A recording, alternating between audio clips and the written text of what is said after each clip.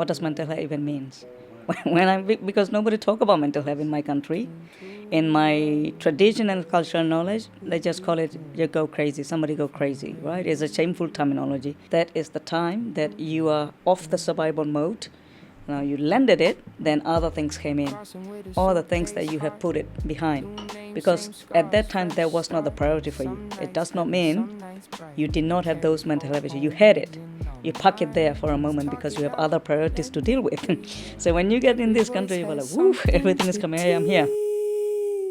Between two worlds, we rise. Between two worlds, we try. Stories heal, stories stay. Hope finds Kia ora whanau, welcome to another podcast from Between Two Worlds, a series of podcasts we're doing awareness around mental health. I have one of my great friends who's here in the studio today, so to talk about this topic. So let's get to know who we have here in the studio. Hafsar, how are you? I am good, thank you. It's really great to have you again back on the podcast, but now we are specifically talking in a different theme, which is mental health. Yeah, great to be back. Right. And that topic is something close to my heart too. Big change from what we have met before a couple of years ago. Yeah, the story looks really cool, and I love what you have done around here and all these beautiful things. And you're talking about mental health. It sounds like a good room to do some mindfulness stuff. Right, yeah. So we can bring more flowers Yeah, next I time. love the decoration. So we see how much donation we can get. Well, But Hafsar, thank you so much for making time Of course. and to have this corridor with us. And also whoever's listening, I'm sure they will get a lot of wisdom and learning knowledge that can help Yeah. this one who's listening. So mhm. before we go into deep in the topics, let's start with this. I do this with my guests. Give Yeah. you the mic. If you want to introduce yourself, how Yes. you would love to introduce yourself. Well, I am a former refugee who was resettled here in New Zealand in 2019, so 7 years ago. Before that, I was displaced in the region in Asia, Southeast Asia, for about 11 years, and I was also born as a stateless person. But then now I've acquired my social work degree in New Zealand, and I am currently serving as one of the SG Secretary General of Asia Pacific Refugee Rights Network, Wonderful. while based in Wellington. Amazing. That's great. How's Wellington treating you? Wonderful. I love Wellington, even if it's too windy. Even still in there. Yeah, yeah. Amazing. Great. So Hafsa, you mentioned stateless. Just for those who may be not aware about that term, what does it meaning? Statelessness is a terminology that used to describe the people who are not included in the national system of any country. So there are now about 15 million stateless population across the world. Some people can have two labels, not just as one, stateless and also a refugee. Right. So for my case, in our country in 1982, there was amendment in the citizenship law. There was one particular clause that exclude the particular ethnic groups of the country from being the citizens of the country. So we were originally the citizens of Myanmar, Yeah. but then in 1982, citizenship amendment law came out and we all became, non-citizen. So it means we don't belong to any states in the world, not just Burma. So this kind of population is regarded and labeled as Yes, stateless yeah. population. Wow. Wow. Thank you for clarifying like this, putting it in a simple way for the people, but I think they can Google more. But with that one, which is you were talking and explaining this, I'm sure it's coming with a lot of challenges. Yes. Because even the term refugee itself get a lot of challenges through papers, etc. Mm-hmm. So within the challenge we have, and the topic of today we are talking about is the healing, resilience, and recovery. Yeah. So if I start with this question, like, what was the journey for you of being from stateless person and then coming until you resettle here in Aotearoa? How was this journey? How impacted? What kind of challenges came through this? Well, it is a long story to talk about, but I will not bore the audience, but I will just mention it as an overall situation for the stateless population from my country, from other country like Nepal, and also like Assam from India, other population from MENA region, stateless population. So anyone who is born as the stateless and live and grew up as a stateless, you are not entitled, or you don't have the privilege or the right, if you want to say, to get access to education, to get access to livelihood in the country of origin where you were born, your ancestors were born. So for my case, there was a lot of barriers, discrimination, exclusion, oppression against me, even when I was a child still. I remember my first memory of, 5 years old, being called by a derogatory term by my friends from other ethnic group. If I go to school, the treatment from the teachers and the friends is different, all that. And then entitlement for employment and all of that. So it's a lot of challenges even before you were compelled to leave the country to become, you become a refugee. So and then I became a refugee in Southeast Asia, in a country, in the countries that did not sign Convention 1951. So any countries that did not sign 1951 Convention, it means they are not responsible to give you shelter, social benefit, medical access to medication or education, nothing. So I was displaced in Thailand and in Malaysia. It means you have zero, nothing. Some refugees are forced to live in a confined prison-like camp. You are not allowed to go out to the community. But I was fortunate that in Malaysia scenario, you can go out, but you're not allowed to work. You're not allowed to study. So all refugees does, informal work where you could be exploited by the employers and all that stuff. So it was very difficult and stressful first few years of my life until I get resettled to New Zealand. And all of this journey from day one until I get to New Zealand is you call it on the survival mode. You constantly think about only how do I stay alive? How do I make it to the next day? How do I make it to the next destination, to the next point and all that? Yeah. Wow, right. What a journey. And now, I'm one of the followers of you, Mahi. Yes. That I see, and I'm very amazed with how amazing now you're helping, advocating for many, many other peoples that to survive those challenges that have shaped your journey.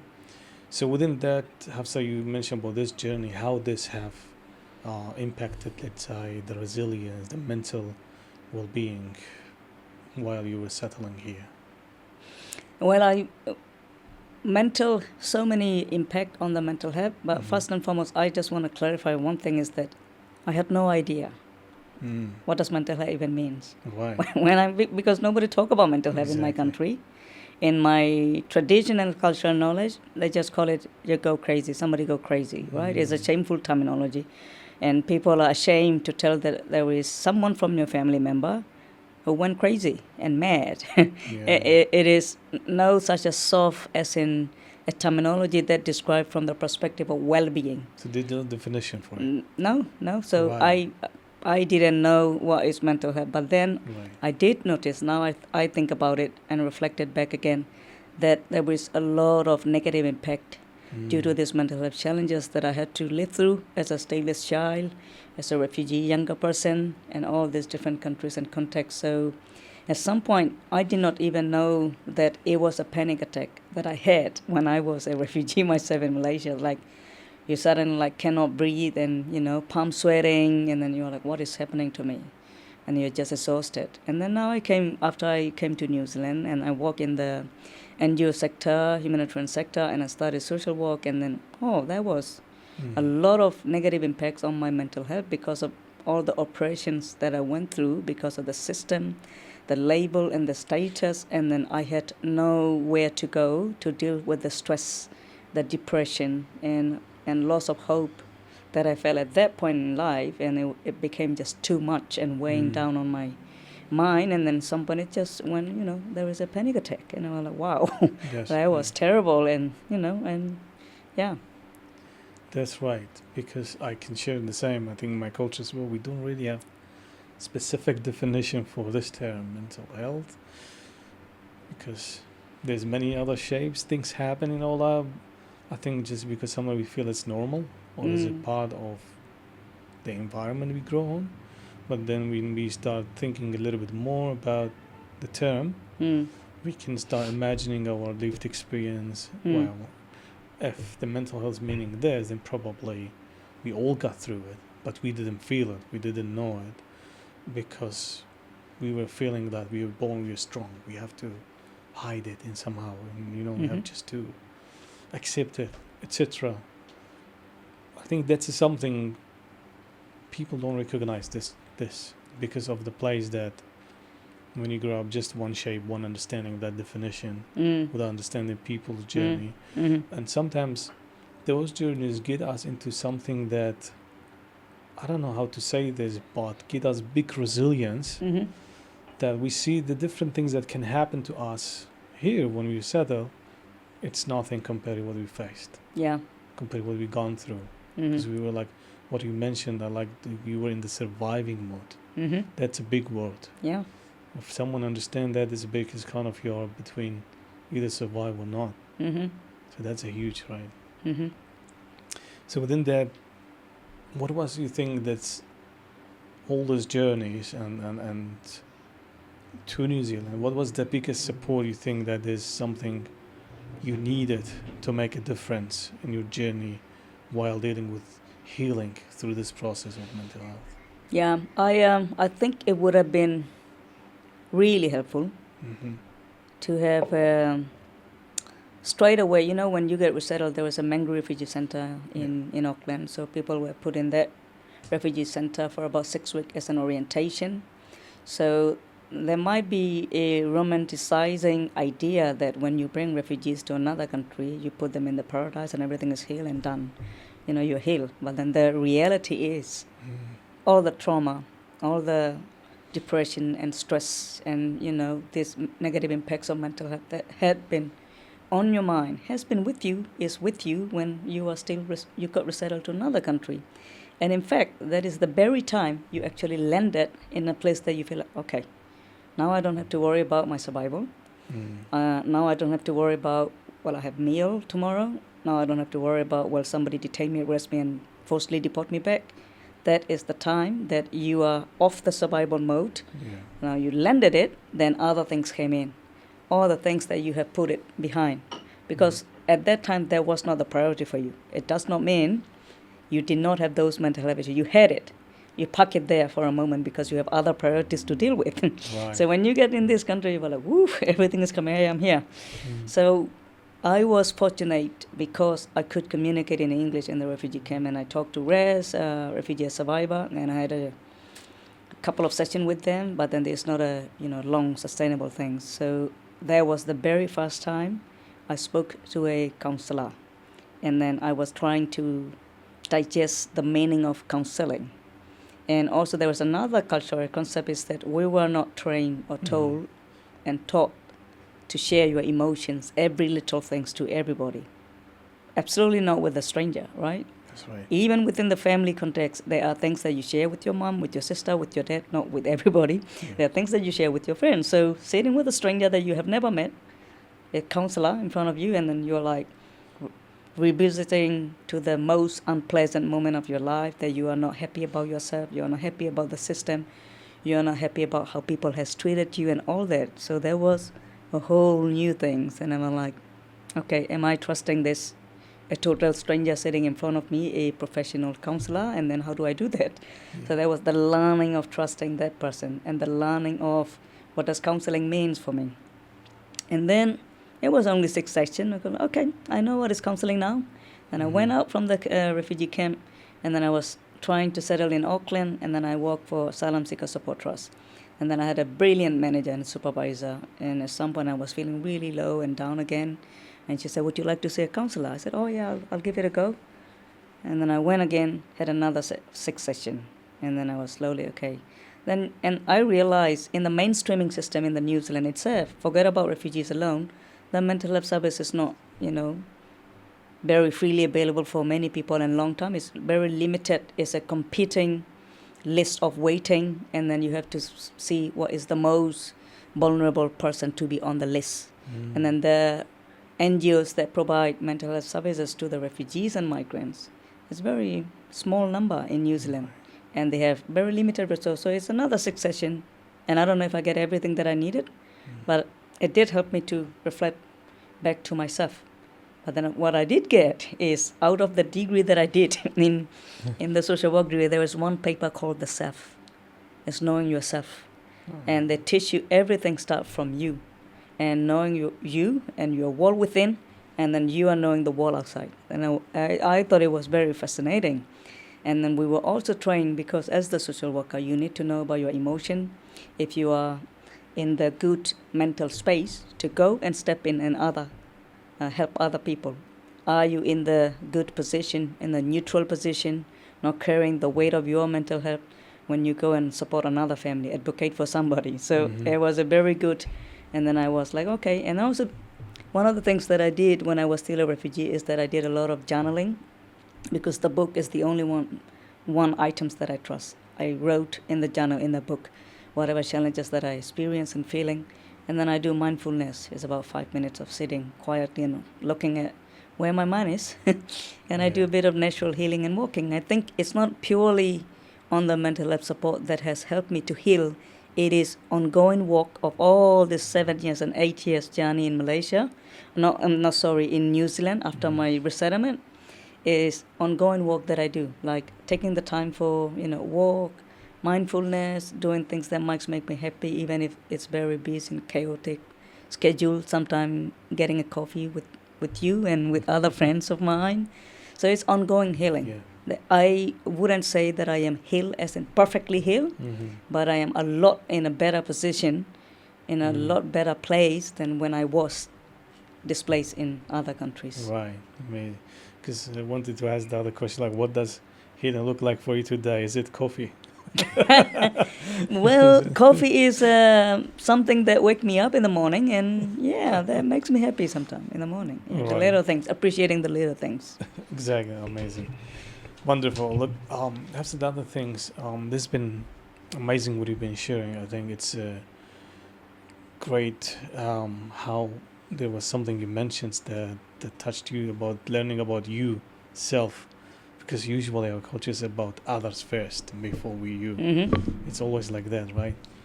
So until we get to that level to understand the self and you, while still we maintain our let's say values of others, right? But it's only way it's like, even when you got into airline, like when you're traveling or something, they said put your seats first before you. Then slowly we start understanding that why we were neglecting ourselves. If you are not okay, how others can be okay, right? So learning that, how much it took you to say, this is something new for me, I want to learn it, the self that you described. How was that learning for you, between that and between also caring about the family and the community? Because I know you're a big advocate and things you do for community. Yeah. How was that balance for you? It is challenging. And you mentioned about the advocates and the human rights defender. Right. So the human rights defender, advocates and activists. One of the not very healthy patterns that I see is we put everyone else first and put ourselves last. Yeah. Because that the definition of advocacy itself is fighting for others, right? Yeah. And because of that, what I've seen is that burnout in the journey of all this advocacy. It is brilliant, the very brilliant advocates, activists, human rights defender, after 6 years, they just disappear because it's too much for them. Because you can only neglect so much about yourself. At some point, your body is screaming. And also, one thing that I notice is people often don't talk about it. People talk a lot about, see your GP for physical health. You have a fever or nose running. Go get a Panadol or something. But people often do not emphasize the fact that the stress and the mental health negative impact can also make you sick, as in physically. These are physical and mental health are interconnected. Yeah. And that is also impacting you. So I was like, ooh. And then at some point I was also feeling that burnout, and I noticed myself like one of those days that I got really irritated by a very simple question. I got easily triggered by something that is very simple, like, somebody being late for 5 minutes, like everything like, and then I was like, why? Why it is happening to me? And then because I have not been listening to my body. I have not been listening, my body screaming that also look at me. Great, you are advocating for other people. Great that you are looking after other people and your family. How about you? You needing enough sleep, you needing enough rest, you also needing a little bit of time to appreciate the sun, the walk, a coffee, as you mentioned, a book, a friendship, a conversation. You never make times for those, and you're just giving, and then neglecting your own well-being. It's not serving others. And I got sick, really sick, a couple of times. Like, I went to the doctor, the diagnosis, they were like, nothing is wrong with you. And I almost had an argument that something is wrong, I am tired. So that physical tiredness is also the impact on my mental exhaustion, that I never take a break. So when I was sick, like 4 weeks in a row, 3 weeks in a row, what happened? I cannot do what I usually do for the people, and I cannot be, at the forefront advocating. I cannot fulfill my obligation and responsibility for the loved ones. And you rightfully put it in your question, that if we don't look after ourselves, we will not also be able to do what we love to do and what we are supposed to do. It's also come with the concept of sustainability. So, and then mental health also make me realize is that when your mental health is not in a good place, in a good stage, your functionality, the day-to-day functionality, as in you waking up in the morning, preparing to go to work, and at the workplace you're smiling and waving. You cannot do that. You just don't have that mental space. In a meeting, you've been in the right headspace to present what you need to present. Right. You just not. So it is so important. It was a hard learning, and then also one of the symptoms. After I do a lot of digging, I reflect a lot, many years as an ongoing. Mental health is not one day, I saw counselor for 2 weeks, therefore I'm healed now. I'm a perfect human. No, it is ongoing work. You get better than yesterday. Today I'm better than yesterday. And the next day I'll get better. It's ongoing healing. So as I do go deeper, healing of myself, and then I noticed that I had the symptom of, it's called people-pleasing symptom. You want to please everyone around you. You want to make sure everybody around you is happy, but not yourself. Right. So it's also a symptom that is coming from the mental health. And that is also a combination of all the oppression that you experience in your childhood. When the system oppresses, you learn to be content with whatever is given to you. You don't ask for more. When all this thing not giving you anything, instead of asking you, why not me? Why don't I have it? Instead of that, yes, this is all I have. I don't have the liberty to ask for more. But within the little things that I have, there are others around me who are also in my shoes. What can I do for them? So it's people-pleasing symptoms as a negative impact of the oppression that comes with you. And then you take it along with you all the time. And then there was a not very healthy definition of advocate and activist. You should put your community first. You should put your cause first. Yes. And also you. You also matter. Exactly. Yeah. That is a hard learning for me, Korean. I'm still learning every single day. I am so tempted to say yes to everything people demand, because the problem that we are living now in the human rights space, in the asylum seeker space, migrants' right, refugee right, it's never ending. The world is at a very crazy place. People will always ask from you more and more and more. Right. Until you say, no, that's it. That's all I have got to pay. Give it to you and to the service. I don't have any more left. That's so right. I am slowly learning to put some healthy boundaries. I am not there yet. I'm still on the work in progress. Yeah. Wow. Amazing. I mean, what you're sharing, but I feel the journey, but at the same time, I really appreciate this corridor that you're sharing, and hope people watching can listen, because we know there's many people who are feeling the same. Sometimes because the problems and things doesn't stop, keep going, then when we start thinking, can I just sometimes take a break from something? But there's something is I need to comment on that. I need to answer this and that. Then sometimes I think we need to learn about this self-care because maybe sometimes if we control those emotions and things, we maybe have a different time to see, we can reply later, we can do that, or can be someone else have a different opinion, can do it, because it's always like about that. If we burn out, if we have that energy gone, then I think when we really be needed to support that, we will feel disappointed because we can't offer. Yeah, but look, I can keep going on this law, but I know the time is running fast. Yes. But I really appreciate this conversation. I know we can do 2 more podcasts, but I want to jump into two themes with you quickly. Sure. One of them, it's about a cultural and safety space around mental health. So maybe a question around that is what make like a space culturally safe for those people who come from a diverse backgrounds to talk about the mental health. Do you have any advice or message around that for the provider organizations? Yeah. What does it look like, that safe space? Well, look, as I mentioned, even in my paid job is something else. I work for Asia Pacific. I'm still a community advocate, so I'm still supporting refugee resettlement sometime for interpreting or whatever it is. And as a code of ethic, I'm not supposed to say the name or anything, but without mentioning the identity, I'll tell you a couple of experience. When I interpreted for people coming from refugee background, we talk about mental health. Because the service provider identified, the caseworker identified that the person or the families are not able to focus what is needing for them to focus, whether be it for education, settlement, employment, because of their mental health issue. And as I have mentioned, these refugees, before they came to Aotearoa in their own communities, have no knowledge about mental health. There is nothing that called mental health, right? You just say you're stressed. So when somebody offer you, it seems like you are very stressed and you have mental health issue, would you like to see a counselor straight away? And they were like, no, I just need my housing settled. I just need whatever relatives that has been still left behind, bring it to New Zealand.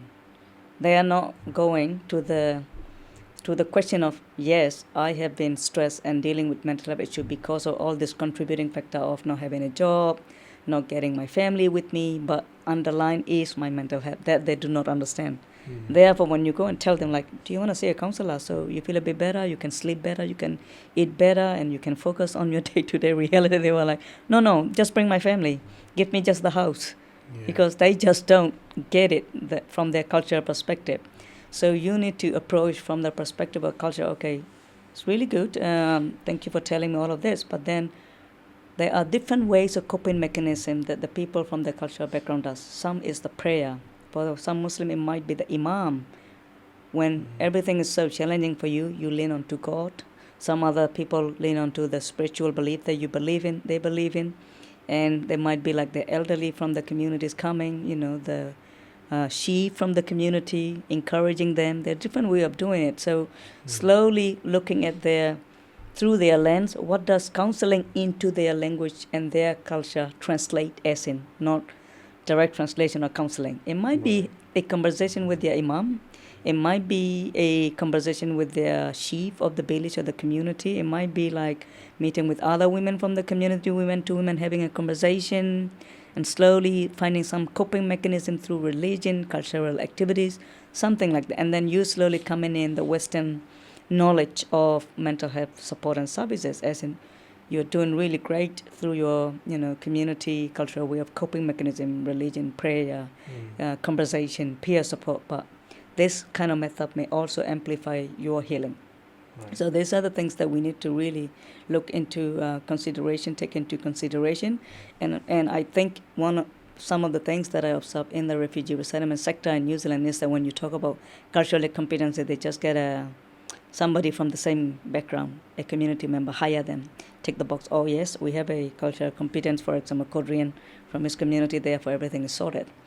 It requires beyond that. It requires changing the whole modality of how do you approach a client, how do you make sure that client feels safe and want to come to you again to talk to you, not just like you are, in a way by forcefully coming. Come. Counseling is so important. You must do the counseling, and then you will be able to focus on your employment and settlement.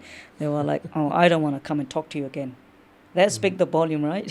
When somebody, the first session, after the first session is done, no, don't call me if that is something that you call counseling. I don't want to talk about it. You're not resolving my issue. But if you did it really well and slowly easing into cultural components, you'll be like, oh, yes, I would love to come and talk to you more about it, maybe. Right. So that's the way how to go about it. And to do that, it requires times and investment and resources, which the sector don't have or don't want to. Because to actually transform a culturally competent mental health framework, that you have to invest your time to truly understand the diversity within this refugee and migrants community in Aotearoa.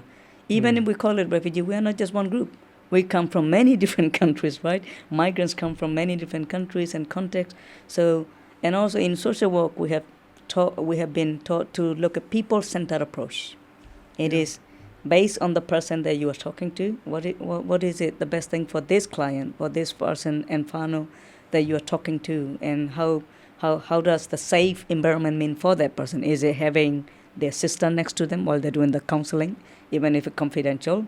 Is it coming to a certain location? Is it meeting with a certain particular gender counselor, not just the men or women? And is it about what is that? So we really need to do the homework and creating that safe space and really invest in it. Yeah, wonderful. I think this all explained well into this theme, which I can keep going. I guess we need to do maybe more podcasts on this, but really appreciate this wisdom, knowledge, and sharing around, because exactly it's like that. It's kind of every people is different case, different cultures, different needs, etc. Yeah. So we're very well said on what you have shared, Hafsar, here. I want to jump in quickly in the last question I have, which is about, I know a lot of this awareness activities, even including one of these podcasts, is great, right? But what is the actions? So my question will be here about, what do you think that some individuals who are facing stigma in their daily life, what kind of action or advice you can give around how they can go ahead of those stigma they are facing in their life? Stigma, when I mentioned here, could be many of, like, a lot of people don't like to be called labeling.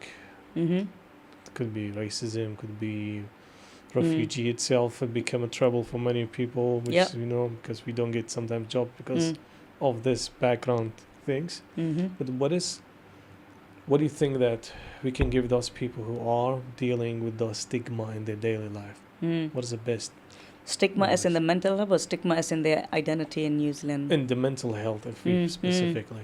I think education is the best way forward, because in our community we're still learning. I mean, my family is still learning. I'm still learning that mental health is not something shameful to be. It is something that everyone experiences in their life, whether they speak or they do not speak about.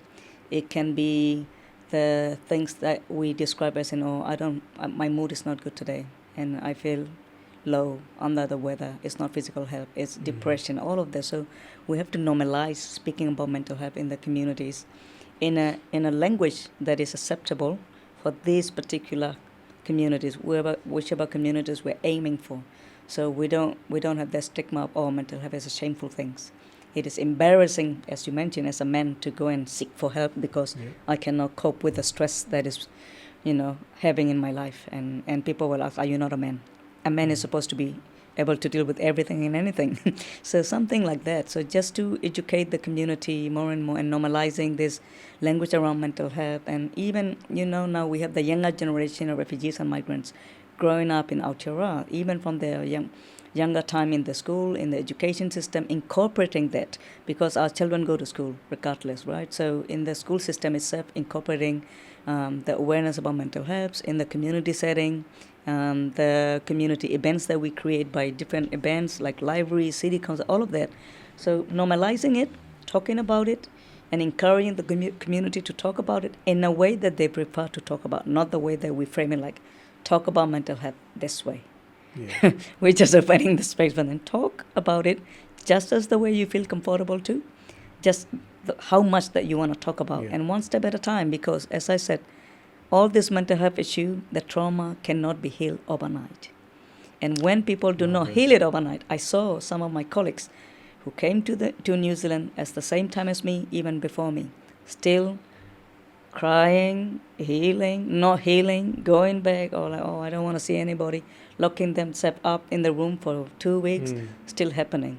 So we really need to do this healing to really thrive in New Zealand after resettlement, after migration to this country. Because if we don't incorporate this, changing the narrative of the mental health, normalizing the mental health in our dialogue, in our community, activities that we do in the resettlement framework, migration settlement framework, we are setting it to fail.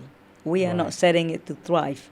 So we really need to think about it really strategically and then intentionally. We also have to implement it as an action, as you just mentioned.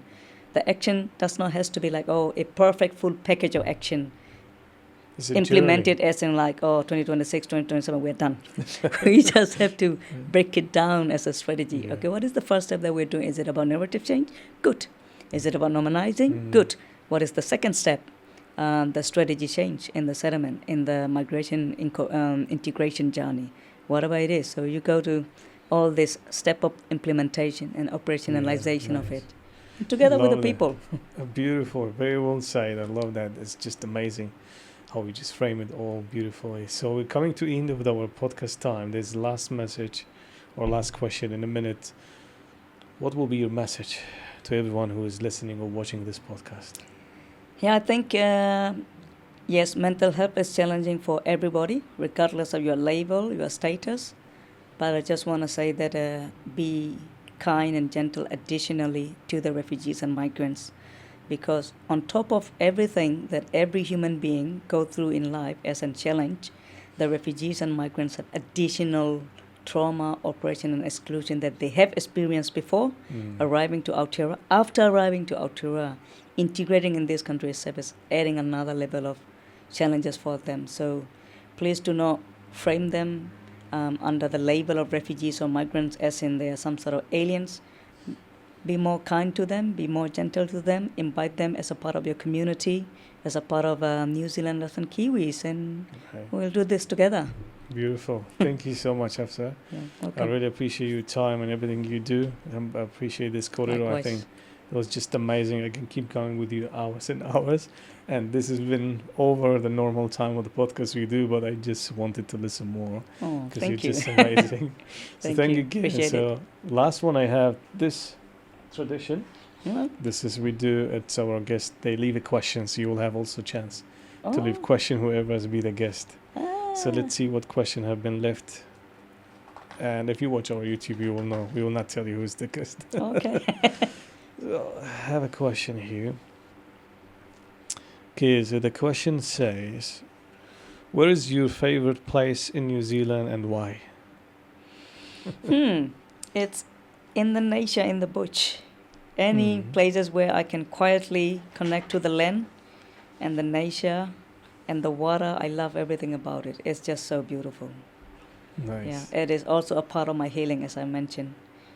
When I'm in the nature, when I'm in the Mhm. bush, hiking around the beach, listening to the water, it's just It part of is. my healing. Amazing. Beautiful. And Yes. what amazing nature we have in Aotearoa, right? Yes, we do. Wonderful. Thank you so much again, Hafsar. It is I my pleasure. appreciate your time and things you do. Thank you for having me Look, here. Thank you. Also, finally, I hope you guys enjoyed this as much as I enjoyed and learned a lot. So leave us a comments, you see what you think, and see you next podcast. Ka kite.